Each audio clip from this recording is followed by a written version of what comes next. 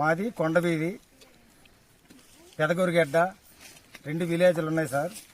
మేము పుట్టినప్పుడు కానించి మొట్టమొదటి నుంచి కూడా ఆ నాయకుడు వచ్చినా ఇదిగో చేస్తామంటారు, ఈ నాయకుడు వచ్చినా ఇదిగో చేస్తామంటారు అందమే తప్ప కానీ చేసి నాదుడు అన్నవాడు ఎవడు కనిపించలేదు మాకు.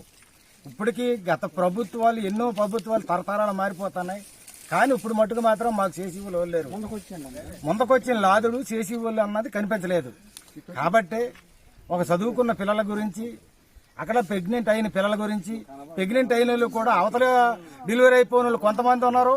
డోలీ మూతలు మోసుకొచ్చి యువతలు తెచ్చి ఆటోల మీద వేసుకెళ్లి రోజులు కూడా ఇలాగ అనుభవిస్తున్నాం మేము. దాని గురించి మన ప్రభుత్వానికి ఎన్నో లెటర్లు ఇచ్చాము, ఎంతో మందికి బతిమాలాము, కలెక్టర్ దగ్గర దాకా వెళ్ళాము, ఎంఆర్ఓ దగ్గరికి వెళ్ళాము, ఎంపీల దగ్గరికి వెళ్ళాము, ఎంతమంది దగ్గరికి వెళ్ళా ఇదిగో సరే వచ్చేద్దంతాన్రు, అదిగో వచ్చేద్దంతాన్రు.